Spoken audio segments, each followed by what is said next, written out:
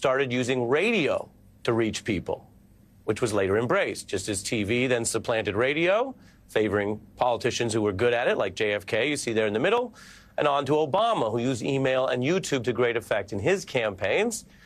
Well, these campaigns have far more tools. Some you certainly have heard about. Others are getting less attention. But we can now see key parts of this fight being waged online.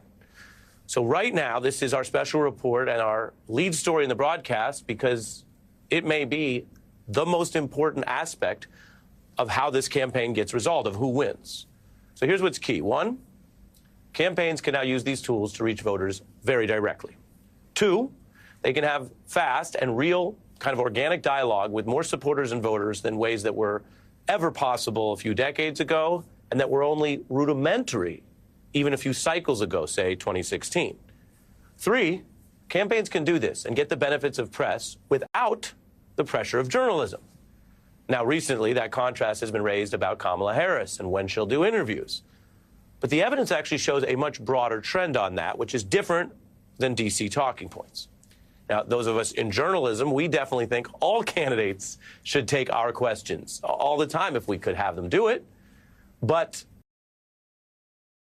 we are going to look at this precisely and as objectively as possible, not just as reporters who want interviews. And the history actually paints a fuller picture. Today's campaigns are using these pages from blueprints of past candidates who used the web to tap and shape enthusiasm. Early experiments by the Dean and McCain campaigns were insurgents in their own parties. They needed to find support beyond elites, so they were more willing to experiment. Obama, the most probably effective digital campaign we've seen, did this with levels. He mixed a compelling story with organizing principles, which he knew about, and a creative online team that actually drew on Howard Dean's example that I mentioned. Fast forward to now. Harris is clearly putting her twist on that. She's got some Obama aides on board. She's getting good headlines on this, and you've probably seen some of the results. Attention. Enthusiasm. This fun and sometimes even sort of mocking content online that speaks to how people communicate today and engaging with her own fans' homemade digital content. So I'm going to show you some examples. You can think of these as the political cartoons and yard signs of today, with more people involved in making them, from the memes to the fun videos. Bless my soul, commanders on a roll, looking like a snack while taking down the Trump patrol. I think the apple's rotten right to the core, from all the things we've done, from all the performing before.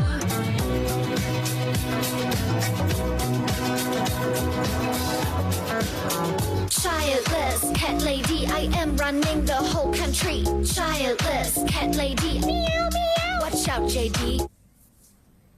This is homemade stuff, what we used to call grassroots. But Harris's team has leaned into it, engaged a dialogue with what the supporters are creating, fueling record-breaking fundraising, and using these tools to route around and even ignore more traditional methods of campaigning. Now, that's a tactic both campaigns have used. I mentioned the calls for Harris to do more interviews faster.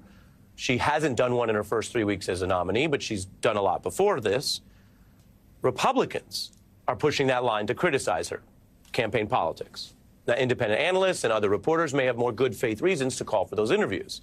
It's too early to tell, probably, whether voters care about that, but the data shows most candidates have been stepping back for decades from those older norms. Take this example from the 70s, when most top candidates did regular journalistic interviews. And now back to Meet the Press, an unrehearsed press conference. Resuming our interview on Meet the Press, our guests in Boston are Massachusetts senatorial candidates Edward M. Kennedy, Democrat, and Josiah A. Spaulding, Republican. That was then, and that's what the candidates did. But this is an important prism for now and where we're headed in the next 2 months. They didn't have internet or podcasts or other alternatives there.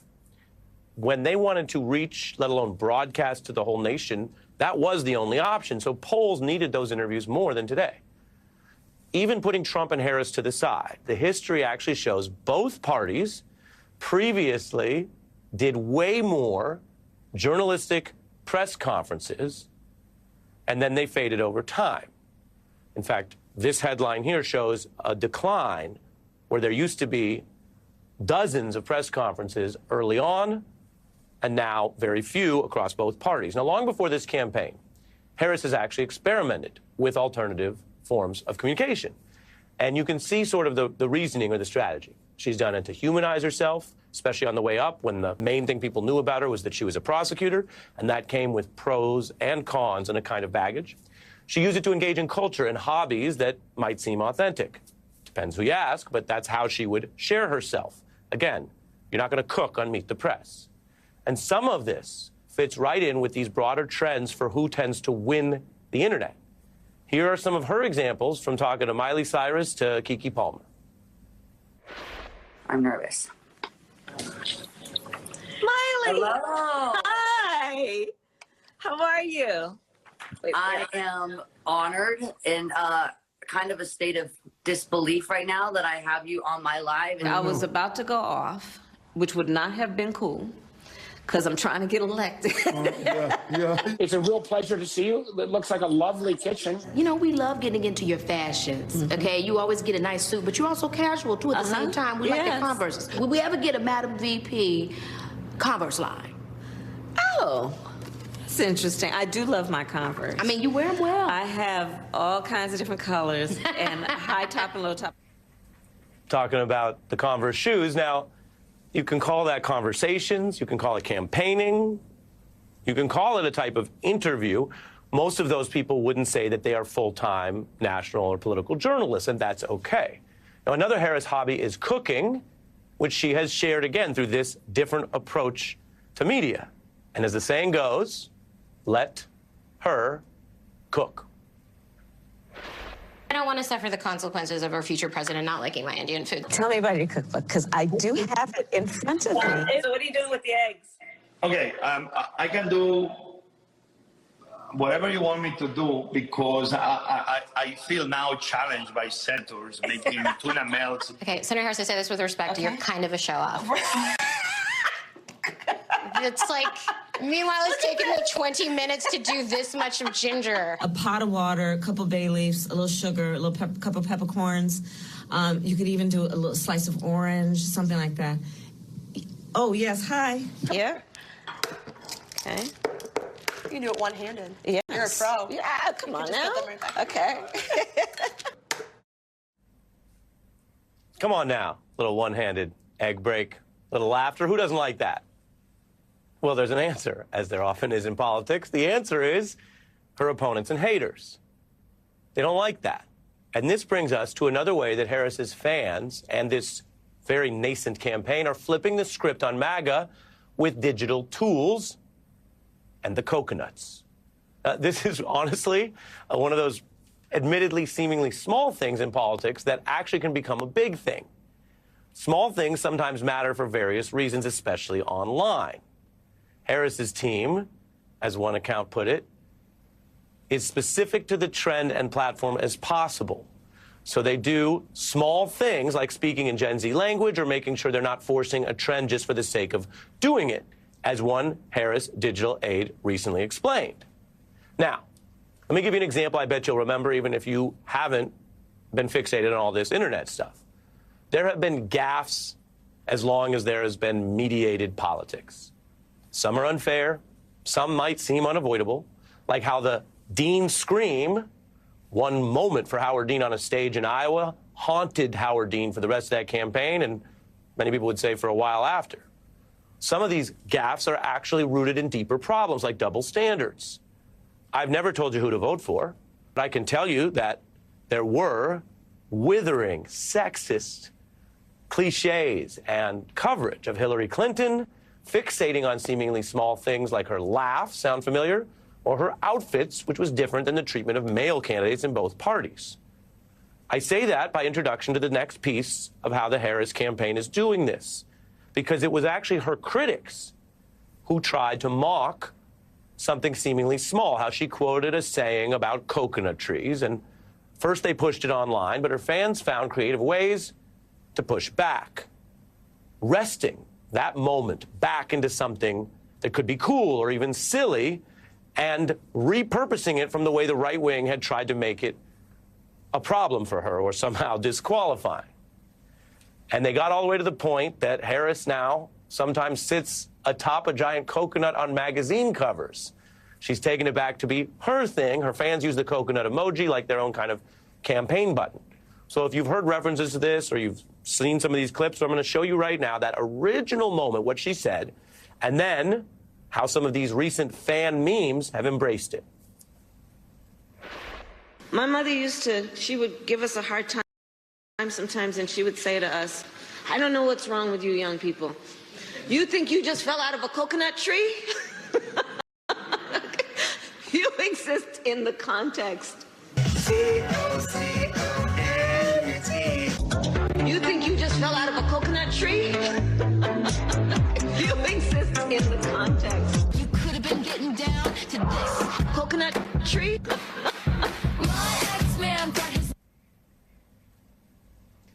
That last one is near and dear here on The Beat because you have Taylor Swift remixed with the coconut reference becoming part of the beat of the song.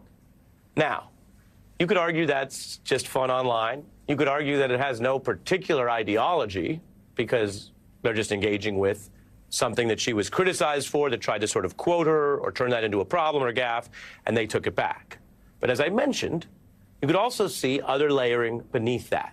Having lived through the degradation of other women candidates, women in public life and public officials, especially about the small things or the style things or the laughter things, you got a whole lot of people here who are empowered, who are good at this, and they're talking back. And the Harris campaign, if nothing else, is adaptive enough or smart enough to listen and engage it. Now, that last clip I showed among those memes had a Taylor Swift nod, as I mentioned. Does any of that actually help you go towards November to beat former President Trump? Republicans seem to think so. They have been openly panicking about the idea that Swift would endorse or help Democrats at all, pushing conspiracy theories, attacking her. A surefire sign that they get that this matters. Remember what I told you about Donald Trump? Publicity, TV obsessed. This is the new TV in some sense, and he and his team understand exactly how it works and why it can be so effective. So what starts out fun or small can become politically serious and big. So how is the campaign going to use this in the home stretch? Well, that's what we're going to turn to, the final part of this special report after our shortest break. I'll see you on the other side in 90 seconds. I just found out I've been paying for 27 subscriptions. Yeah. It's like finding out you had 27 kids you didn't know.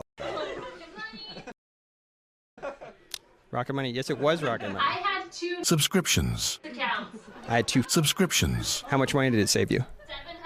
$700. $700. I guess if you guys want to save some money, download Rocket Money. It probably will cover the drinks. MSNBC Live Democracy 2024, Saturday, September 7th in Brooklyn, New York. Join your favorite MSNBC hosts at our premier live audience event to break down all that's at stake in this historic election. Visit msnbc.com/democracy2024 to buy your ticket.